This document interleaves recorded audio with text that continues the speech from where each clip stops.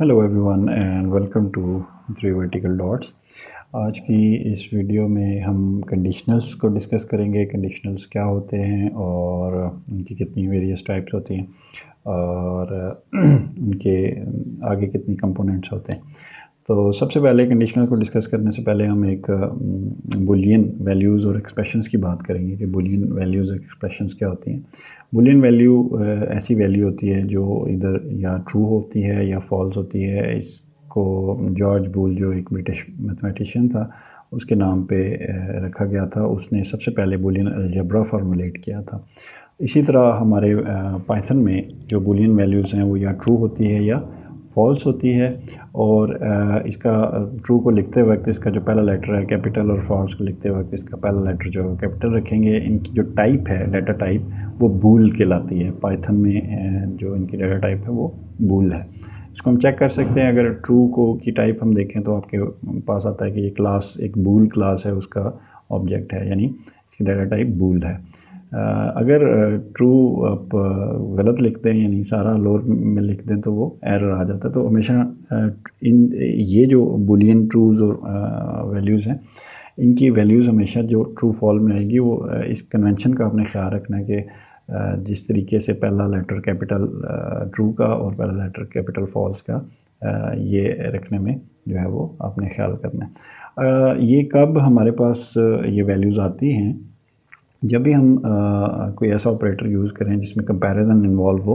तो कंपैरिजन हमें जो है वो वाला ऑपरेटर जो है वो हमें ये रिवील करता है कि ये ट्रू है या फॉल्स है। मिसाल के तौर पे ये जो इक्वल का जो है जो मैथमेटिकल दो इक्वल्स साइन और जो पाइथन में जिसको इक्वल कहते हैं, इक्वल जब हम ऑपरेटर यूज़ करते हैं किसी चीज़ को चेक करने के लिए, कंपेयर करने के लिए, तो हमें ये ट्रू या फॉल वैल्यू मिलती है। फॉर एग्जांपल हम ये पाइथन के इंटरप्रेटर में ये लिख सकते हैं कि 5 इक्वल टू 3 प्लस 2 ये ट्रू है या फॉल्स है। तो 3 प्लस 2 वो इसको कंप्यूट करेगा, ये 5 ही आएगा तो वो बता देता है कि ये वैल्यू ट्रू है। इसी तरह 5 को अगर 6 के इक्वल चेक करें तो वो इसको फॉल्स दे देता है। इसी तरीके से एक वेरिएबल है जे जिसमें हमने एक वर्ड टाइप कर दिया HEL हेल के नाम से, और जे प्लस लो LO एक हमने स्ट्रिंग रखी है।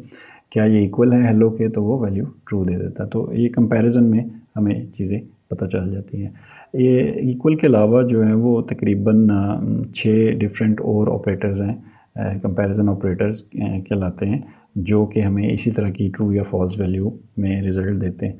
इनमें इक्वल है, नॉट इक्वल है, ग्रेटर देन है, लेस देन है, ग्रेटर देन इक्वल है और लेस देन इक्वल ऑपरेटर है। इन ऑपरेटर्स को आप अच्छी तरह से जानते हैं, इससे पहले आप इनको यूज़ भी कर चुके हैं। नेक्स्ट इस प्रोग्राम में हम देखेंगे एक वेरिएबल हमने लिया एज और एक और वेरिएबल है जिसमें हमने रिज़ल्ट क्या सेव किया कि क्या एज बड़ी या बराबर है 18 के। अब हमें पता है एज 19 है तो 19 ग्रेटर है 18 से, तो ऑब्वियसली ये इसमें ट्रू वैल्यू आ जाएगी। तो जैसे हम इसको प्रिंट कराएंगे तो रिज़ल्ट हमें ट्रू आ जाएगा।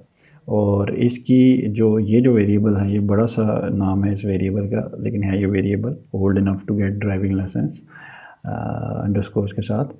तो इसकी टाइप चेक करेंगे तो ये बूल टाइप है, यानी इसमें जो चीज़ सेव हुई हुई है वो बुलियन टाइप की सेव हुई हुई है, यानी ये ट्रू सेव हुआ है या फॉल्स सेव हुआ है। तो इसमें ट्रू सेव है। इसी तरीके से हमारे पास जो बुलियन अलजेब्रा के अंदर ही हमारे पास कुछ लॉजिकल ऑपरेटर्स होते हैं। वो ऑपरेटर्स बुनियादी तौर पे हमें ये बताते हैं कि कैसे हम अब दो से ज़्यादा स्टेटमेंट्स को जोड़ सकते हैं। इनको जोड़ने के लिए बेसिकली ये लॉजिकल ऑपरेटर्स काम आते हैं। लॉजिकल ऑपरेटर्स 3 ही हैं, एंड और नॉट, और इनका मतलब ऑलमोस्ट वही है जो इंग्लिश में एंड और नॉट का मतलब होता है। मिसाल के तौर पे हमारे पास अगर ये दो स्टेटमेंट्स हैं x is greater than 0 and x is less than 10, तो ये तभी ये जो पूरी की पूरी एक जो स्टेटमेंट है लॉजिकल स्टेटमेंट, ये तभी ट्रू होगी अगर x जो है वो 0 से बड़ा होगा और 10 से छोटा होगा। यानी दोनों ये कंडीशंस अगर पूरी होंगी तभी ये वैल्यू ट्रू होगी। ये एंड की नेचर है। इसी तरीके से आपके पास ये दो जो है वो स्टेटमेंट्स हैं, लॉजिकल स्टेटमेंट्स कि n एम्परसेंड 2 इक्वल्स टू 0 और n एम्परसेंड 3 इक्वल्स टू 0। ये आपको पता है रिमाइंडर के लिए ये यूज़ किया जाता है ये साइन। तो n को अगर 2 से उसका रिमाइंडर लें तो हमारे पास अगर 0 आ जाए तो ज़ाहिर है ये इवन नंबर है, और ये अगर 0 आ जाए तो ये जो है वो ये एक हमारे पास स्टेटमेंट है कि n को अगर 3 से डिवाइड करें और 0 आ जाए तो ये कंडीशन तभी ट्रू होगी अगर इनमें से कोई एक कंडीशन भी ट्रू हो जाए, क्योंकि ये और की नेचर है। अभी थोड़ी देर बाद हम आर और एंड को डिटेल में भी देखेंगे कि ये किस तरीके से ऑपरेट करते हैं। इसी तरह नॉट ऑपरेटर जो है वो किसी भी चीज़ को की नेगेशन के लिए इस्तेमाल होता है। अगर कोई चीज़ ट्रू है तो उसका नॉट जो है वो फॉल्स होगा, और कोई चीज़ फॉल्स है तो उसका नॉट जो है वो यानी उसका अपोजिट ट्रू होगा। ट्रू और फॉल्स बाय द वे आपस में एक दूसरे के अपोजिट्स होते हैं। ट्रू का अपोजिट फॉल्स होता है, फॉल्स का अपोजिट जो है वो ट्रू होता है। इसको हम ट्रूथ टेबल में देख लेते हैं। ट्रूथ टेबल इससे पहले आपने बनाए हुए हैं, आपको अंदाज़ा है। अगर हमारे पास दो वेरिएबल्स हैं और उनके दरमियान अगर हम एंड करते हैं तो ये सिर्फ उसी केस में ट्रू होगा जब दोनों के दोनों जो है वो ट्रू होंगे। अदरवाइज़ कोई एक भी फॉल्स हो जाएगा या दोनों फॉल्स हो जाएंगे तो हमारे पास रिज़ल्ट फॉल्स में आएगा। इसी तरीके से और का अगर ट्रू टेबल आप देखना चाहते हैं तो उसमें अनलेस के दोनों फॉल्स हो जाएं, ए और बी दोनों फॉल्स हो जाएं, तब आपका रिज़ल्ट फॉल्स आता है। अगर कोई एक भी ट्रू होता है तो आपका रिज़ल्ट ट्रू आता है। इसी तरीके से अगर ट्रूथ टेबल में आप नॉट को देखें तो फॉल्स का जो नॉट है वो ट्रू होता है, यानी उसका अपोजिट ट्रू होता है, और ट्रू का नॉट जो है वो फॉल्स होता है, यानी उसका अपोजिट फॉल्स होता है। अच्छा, इन एक्सप्रेशंस को हम सिंप्लीफाई भी कर सकते हैं। अगर हमारे पास कुछ इस तरह की एक्सप्रेशंस आ जाएं तो हम अपनी कोडिंग को बेहतर बनाने के लिए, उसको ज़्यादा जो है वो कंसाइज बनाने के लिए हम इनको जो है वो अपने कुछ बूलियन अलजेब्रा के रूल्स को अप्लाई करके तो इनको हम कंसाइज और सिंप्लीफाई भी कर सकते हैं। मिसाल के तौर पे अब जो रूल्स हैं वो रूल्स ये कहते हैं कि x कोई भी वेरिएबल है वो एंड करे अगर फॉल्स के साथ। तो हमें पता है कि जब एंड की नेचर ही ये है कि कोई एक भी फॉल्स हो तो फॉल्स आएगा, तो ये अंडरस्टूड बात है कि रिज़ल्ट फॉल्स होगा। x की कोई भी वैल्यू हो अगर वो फॉल्स के साथ एंड हो जाएगी तो फॉल्स हो जाएगी। इसी तरह फॉल्स की कोई वैल्यू x के साथ हो जाए तो वो फॉल्स हो जाएगी। अच्छा, y और जो है वो x का एंड लें तो ये बराबर होता है ये कि x का एंड ले रहे हैं हम y के साथ, यानी ये रेसिप्रोकेट करते हैं। ये बेसिकली कॉम्यूटेटिव इसको प्रॉपर्टी कहते हैं, इसमें कॉम्यूटेटिव प्रॉपर्टी एग्जिस्ट करती है।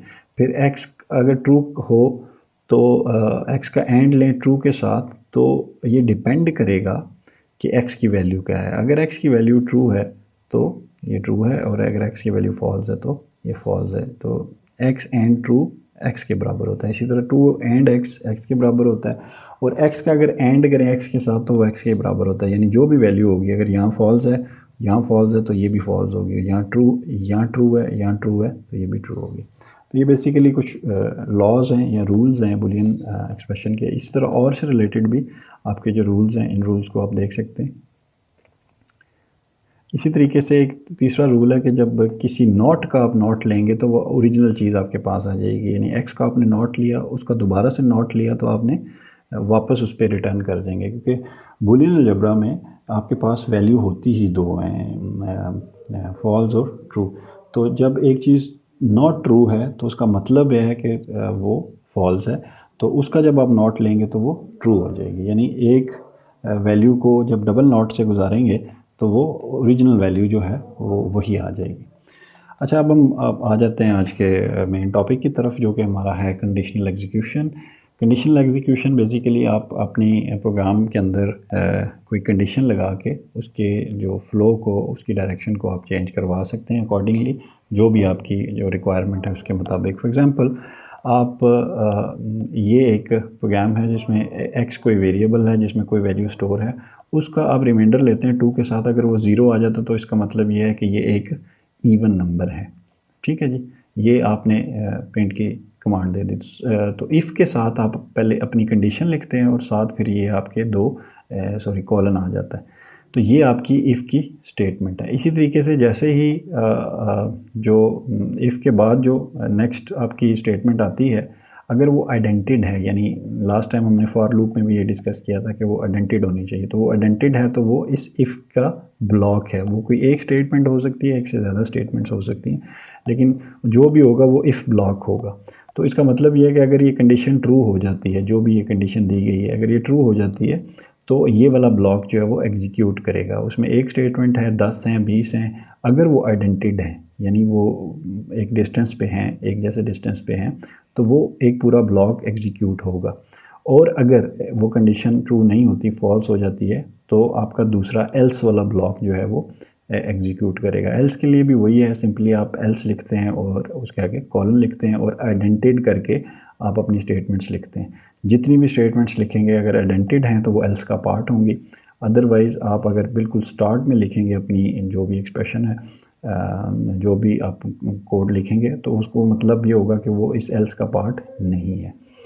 इसको फ्लो चार्ट में देख लेते हैं, बड़ा आसान सा है। इसमें बेसिकली वही, आप एक कंडीशन होती है और कंडीशन ट्रू हो तो कुछ स्टेटमेंट्स, जो भी एक स्टेटमेंट है या ज़्यादा है, वो एग्जीक्यूट होंगी। अगर फॉल्स है तो आपकी जो दूसरी स्टेटमेंट्स हैं वो एल्स वाली स्टेटमेंट्स वो एग्जीक्यूट होंगी। इसका सिंटैक्स बड़ा सिंपल है। आपने इफ़ लिखना होता है और बुलियन एक्सप्रेशन देनी होती है, जो भी एक्सप्रेशन कंपैरिजन के लिए आप करना चाह रहे हैं, कंडीशन लगाना चाह रहे हैं, और नीचे इसके नीचे स्टेटमेंट्स, यानी यहाँ से डिस्टेंस दे के एक टैब दबा के आपने स्टेटमेंट्स देनी होती हैं। फिर इसी तरह एल्स की है और एल्स की बॉडी या उसका ब्लॉक आ जाता है जो उसमें चलता है। इसको बाय द वे ब्लॉक भी कहते हैं और स्यूट भी कहते हैं, और इसको इफ़ का की बॉडी भी कहते हैं। वैसे बॉडी का वर्ड लूप के लिए ज़्यादा इस्तेमाल होता है, यहाँ पे ब्लॉक का वर्ड यूज़ होगा, या डॉक्यूमेंटेशन अगर आप पाइथन की पढ़ें तो उसमें सूट का वर्ड भी इस्तेमाल होता है, सूट या स्वीट। अच्छा जी, ये ब्रिटिश और अमेरिकन में फ़र्क है, स्पेलिंग दोनों के एक जैसे हैं, पढ़ने में दोनों में फ़र्क है। सूट भी कहते हैं लोग और स्वीट भी कहते हैं, SUITE। अच्छा जी, अब अगर आप प्रोग्रामिंग, बाज़ औक़ात आप प्रोग्रामिंग कर रहे होते हैं और आप चाहते हैं कि जो है वो आप अभी फ़ौरन जो है वो रिज़ल्ट ना दें, जो भी काम करवाना है, प्रिंट करवानी है कोई स्टेटमेंट या कोई भी आपने इफ़ की ब्लॉक में लिखनी है, आप चाह रहे हैं कि अभी ना वो दें, वो लेटर ऑन आप उसमें ऐड कर लें, लेकिन आप प्लेस छोड़ना चाह रहे हैं, जगह छोड़ना चाह रहे हैं, तो एक कीवर्ड है पास का कीवर्ड। पास का कीवर्ड अगर आप दे देते हैं तो वो कंडीशन एग्जीक्यूट, वो कुछ भी नहीं होगा, कुछ भी प्रिंट नहीं होगा, बस वो प्लेस छोड़ दी जाएगी उतनी, और बाद में आप इसको फिल इन कर सकते हैं। तो ये पास का कीवर्ड बड़ा इंपॉर्टेंट कीवर्ड है, ये काफ़ी जगह पे इस्तेमाल होता है। पास का मतलब ये होता है कि बस पास कर दो, निकल जाओ। अच्छा, ये ज़रूरी नहीं कि हर इफ़ के साथ आपकी जो है वो एल्स की स्टेटमेंट हो, आप एल्स की स्टेटमेंट को ओमिट भी कर सकते हैं। आप सिंपल एक कंडीशन लगा के और अपनी स्टेटमेंट्स जो हैं वो प्रिंट आउट करवा सकते हैं, या स्टेटमेंट्स जो है वो एग्जीक्यूट करवा सकते हैं। फॉर एग्ज़ाम्पल ये नीचे वाला प्रोग्राम है, इसमें जो है वो एक कंडीशन है, if x is less than 0, यानी एक्स अगर 0 से छोटा है, यानी नेगेटिव नंबर है, तो सिंपली आप प्रिंट कर रहे हो कि द नेगेटिव नंबर, ये x is not valid here, ठीक है। और फिर आप एक्स की वैल्यू को चेंज कर रहे हो, एक्स की वैल्यू आपने 42 रख दी। प्रिंट आपने फिर एक चीज़ कराई कि I have decided to use the number 42 instead, और फिर आपने प्रिंट करा दिया the square root of x, x जो है 42 है, और साथ ही आपने math dot square root x निकाल लिया। इस प्रोग्राम के अंदर काफ़ी सारी चीज़ें जो हैं वो नोट वर्दी हैं, उनको नोट करना ज़रूरी है। पहला तो सिंपली ये है कि ये एक ऐसा इफ़ है जिसमें कोई एल्स नहीं है, और ये दो प्रिंट्स जो हैं ये हिस्सा हैं इस एफ़ के, ये इस ब्लॉक में पाए जाते हैं, इफ़ के ब्लॉक में, इसलिए ये तीनों स्टेटमेंट्स इफ़ ब्लॉक में आएंगी, और अगर कंडीशन ट्रू होगी तो ये तीनों एग्जीक्यूट होंगी और चलेंगी। आखिर में जब ये ब्लॉक एग्जीक्यूट हो जाएगा तो ये जो प्रिंट है ये इस एफ़ का हिस्सा नहीं है, ये हर सूरत में प्रिंट होगा, इस पे कोई कंडीशन नहीं है, ये बगैर कंडीशन के चलेगा। अच्छा, इसमें इस प्रोग्राम को अगर आप रन करते हैं तो अब स्क्वायर रूट निकालने के लिए यहाँ पे इस्तेमाल किया गया एक फ़ंक्शन, जो कि एक पैकेज या मॉड्यूल है, मैथ नाम का मॉड्यूल, उसका एक फ़ंक्शन है मैथ डॉट स्क्वायर रूट। अब मैथ डॉट स्क्वायर रूट बड़ा वेल नोन फंक्शन है, किसी भी चीज़ का स्क्वायर रूट निकालना हो तो आप इस फंक्शन को इस्तेमाल करके निकाल सकते हैं। लेकिन इस प्रोग्राम को अगर इस तरह चलाएंगे तो ये एरर देगा और ये कहेगा कि सबसे पहले भाई मैथ का मॉड्यूल इंपोर्ट करो। तो अपने बिल्कुल प्रोग्राम के स्टार्ट में आपको इंपोर्ट मैथ की कमांड देनी पड़ेगी। जब तक आप ये नहीं देंगे तो स्क्वायर रूट नहीं निकलेगा, एरर आ जाएगा। अच्छा जी, चेन कंडीशंस। चेन कंडीशन का मतलब ये है कि आपके पास समटाइम ऐसा सिनेरियो आ सकता है जिस सिनेरियो के अंदर आपको बार बार इफ़ यूज़ करना पड़े और एल्स भी यूज़ करना पड़े। ऐसे केस में एक नया इफ़ है जिसको एलिफ कहते हैं या एल्स इफ़ कहते हैं, वो आप यूज़ कर सकते हैं। इस इफ़ के साथ ही एल्स इफ़ यूज़ कर सकते हैं। कोई ऐसी कंडीशन है जिसमें दो ही सिनेरियो नहीं बनते बल्कि तीसरा सिनेरियो भी बन रहा है, तो ऐसे सूरत हाल में आप इफ़ और साथ फिर एलिफ और फिर एल्स। फॉर एग्ज़ाम्पल दो नंबर्स हैं एक्स और वाई, इनको अगर आप कंपेयर कर रहे हैं कि कौन सा बड़ा है, तो तीन बेसिकली सिनेरियोज हो सकते हैं। एक के एक्स बड़ा हो, दूसरा सिनेरियो के वाई बड़ा हो, और तीसरा सिनेरियो के वाई और एक्स में से कोई एक दूसरे से बड़ा ना हो, यानी दोनों बराबर हों। तो ये एक तीसरा सिनेरियो भी डेवलप हो गया। तो ऐसी कंडीशन में आप एलिफ जितने चाहें आप यूज़ कर सकते हैं। इसकी तादाद में कोई पाबंदी नहीं है, आप जितनी एलिफ चाहें। अगर आपके 3 सिनेरियो के बजाय 6 सिनेरियो बन रहे हैं तो आप 6 दफ़ा एलिफ यूज़ कर सकते हैं, और एल्स छोड़ भी सकते हैं अगर आप छोड़ना चाहें। तो ये आपकी वो टोटली आपकी रिक्वायरमेंट पे है। तो एलिफ बेसिकली क्या है कि आपने एक कंडीशन टेस्ट की, वो कंडीशन ट्रू होगी तो एक स्टेटमेंट चलेगी। अगर वो कंडीशन फॉल होगी तो उसके अंदर आपने एक और कंडीशन टेस्ट की, दोबारा से एक कंडीशन टेस्ट की और एक स्टेटमेंट चला दी, तो वो दूसरा सिनेरियो आ गया। और फिर तीसरे सिनेरियो के लिए आपने एल्स इस्तेमाल कर लिया। तो ये 3 सिनेरियो आप कवर कर सकते हैं इस तरीके से। अच्छा जी, ये टोटली आपकी चॉइस होती है, और चॉइस पे और आपकी जो रिक्वायरमेंट है उस पर डिपेंड कर रहा होता है। इसी तरीके से ये ज़रूरी नहीं कि एलिफ एक दफ़ा इस्तेमाल हो, अब बार बार एलिफ इस्तेमाल कर सकते हैं। एक इफ़ के साथ आप 10 एलिफ इस्तेमाल करना चाहें तो आप कर सकते हैं। देयर इज़ नो कंपल्शन के आप पे कोई तादाद की जो है वो फॉर एग्ज़ाम्पल आप कोई चॉइस लेना चाह रहे हैं। अगर चॉइस ए है तो ये हो, एलिफ चॉइस बी है तो ये हो, एलिफ चॉइस सी है तो ये हो, और अगर कोई चॉइस भी नहीं है तो एल्स में वो इनवैलिड चॉइस जो आप चाह रहे थे वो नहीं दी, तो वो एल्स में आप डाल के प्रिंट करा सकते हैं।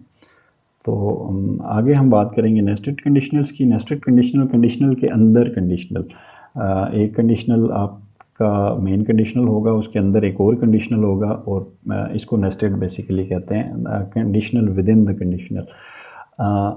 ये इसका फ़्लो चार्ट देखें तो सबसे पहले आप एक कंडीशन चेक करेंगे। अगर वो फॉल्स हो जाती है, ट्रू हो जाती है तो ओके, स्टेटमेंट वो एग्जीक्यूट हो जाएगी। फॉल्स हो जाती है तो एक और कंडीशन आपने लगा दी, और उस कंडीशन के भी ट्रू होने पे कोई और स्टेटमेंट और फॉल्स होने पे कोई और स्टेटमेंट। तो ये किस तरह से एग्जीक्यूट होगी, इसका सिंटेक्स है कि आपने इफ़ लगाया, इफ़ के बाद आपने एल्स लगाया, एल्स के अंदर आपने एक और इफ़ लगा दिया। ठीक है जी, ये ज़रूरी नहीं कि एल्स के अंदर इफ़ लगाएं, हो सकता है अगर इफ़ के अंदर भी इफ़ लगाना चाहते हैं तो आप लगा सकते हैं, इफ़ भी लगा सकते हैं, एल्स भी लगा सकते हैं। इफ़ के अंदर इफ़ और एलिफ बेशुमार एलिफ्स लगा सकते हैं, और फिर बाद में एल्स लगा सकते हैं। टोटली डिपेंड करता है कि आप सिनेरियो क्या है जिस पे आप काम कर रहे हैं, प्रॉब्लम आपकी क्या है जिसको आप सॉल्व करने की कोशिश कर रहे हैं। तो कोई ऐसी आपके वो कंपल्शन नहीं है। अच्छा जी, इसके बाद इसकी एग्जीक्यूशन की अगर हम बात करें तो ये एक प्रोग्राम है जिसमें आपने ज़ीरो को एक्स से छोटा रखा और उसके अंदर एक नेस्टेड इफ़ लगा दिया। और इस प्रोग्राम को देखें तो इसमें आपके पास ना एलिफ है और ना एल्स है, कुछ भी नहीं है। आपने पहली कंडीशन लगाई, उसी के अंदर एक और इफ़ लगा के आपने चेक कर लिया। पहले देखा कि क्या ये नंबर जो है वो एक्स जो है वो बड़ा है ज़ीरो से या नहीं, और फिर आपने देखा कि क्या एक्स छोटा है 10 से, यानी ज़ीरो और 10 के दरमियान कोई नंबर है। तो ये दो कंडीशंस आपने ये चेक करने के लिए लगाई कि जो भी नंबर हो वो ज़ीरो से बड़ा हो और 10 से छोटा हो। इसी तरीके से आप अपने जो है वो अपनी कंडीशंस के अंदर जो है वो लॉजिकल ऑपरेटर्स जो एंड और नॉट थे वो यूज़ करते हुए इसको कंसाइज कर सकते हैं। अब ये सेम प्रोग्राम बिल्कुल आपके इस तरीके से भी हो सकता है कि आप दोनों कंडीशंस के दरमियान एंड लगा दें। इसका मतलब ये है कि जब तक ये दोनों कंडीशंस ट्रू नहीं होंगी तब तक आपका प्रोग्राम जो है वो ये वाली स्टेटमेंट एग्जीक्यूट नहीं होगी। अच्छा जी, एक और ऑप्शन भी है, वो ये है कि आप इसी तरीके से अपने एक्स के ऊपर दो कंडीशंस लगा दें। यानी एक्स को यही चेक कर लें कि क्या वो 0 से बड़ा है और 10 से छोटा है। अगेन सेम प्रोग्राम है, सेम आउटपुट है, लेकिन करने का अंदाज़ डिफरेंट है। Totally up to the programmer के वो किस अप्रोच की तरफ जाता है। इसमें आपके पास काफ़ी लिबर्टी होती है कि आप किस तरीके से इसको लेके चलते हैं। अब लॉजिकल ऑपोजिट्स, हमने लॉजिकल ऑपरेटर्स देखे थोड़ी देर पहले कि इक्वल का ऑपरेटर देखा हमने, सॉरी ग्रेटर देन का देखा, स्मॉलर देन का देखा, greater than equal to, smaller than equal to. तो ये कुल मिला के को बुनियादी तौर पे 6 आपके लॉजिकल ऑपरेटर्स हैं, उन्हीं के अपोजिट्स दिए गए हैं। मतलब इक्वल का अपोजिट आपको पता होगा कि नॉट इक्वल होता है, नॉट इक्वल का अपोजिट इक्वल होता है। अच्छा जी, लेस देन का opposite greater than equal to होता है, और लेस देन इक्वल टू का अपोजिट सिंपल ग्रेटर देन होता है, और सिंपल ग्रेटर देन का opposite less than equal to होता है, और ग्रेटर देन इक्वल टू का अपोजिट सिंपल लेस देन होता है। तो ये डिफरेंट अपोजिट्स हैं, ये आप यूज़ करके अपने प्रोग्राम को कंसाइज बना सकते हैं। अगेन आपके पास 2 डिफरेंट प्रोग्राम्स हैं, उनमें सिंपली आपने अपने ऑपरेटर्स को चेंज करके आपने अपनी एक सेम प्रोग्राम की सेम आउटपुट को थोड़ा सा कंसाइज, अपने रीडेबिलिटी को इम्प्रूव कर दिया और कंसाइज कर दिया।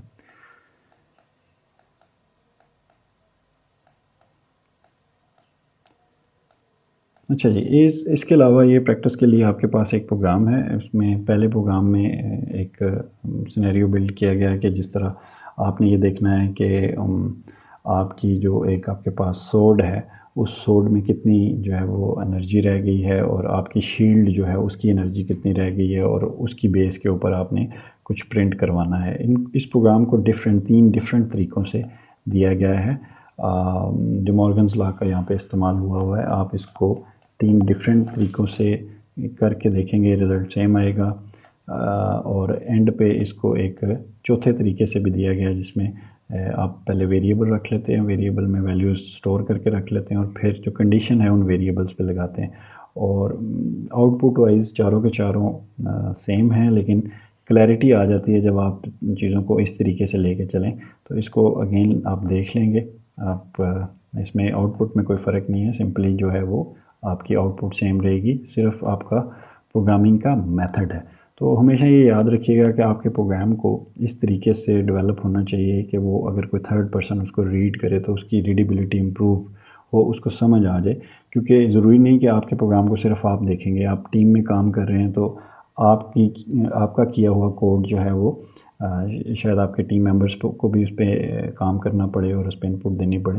तो हमेशा इस चीज़ का आपने ख्याल रखना है कि आपने कन्वेंशंस एक तो ठीक तरह से यूज़ करनी है, कंसाइज आपका कोड होना चाहिए, एफिशिएंट होना चाहिए, और सिंपली वो पहले मैंने कहा था कि कमेंट्स आप यूज़ करें, ताकि जिस किसी को अगर वो लाइन समझ नहीं आ रही तो वो कमेंट्स देख के तो उसको समझ आ जाए। तो दैट्स इट फॉर टुडे।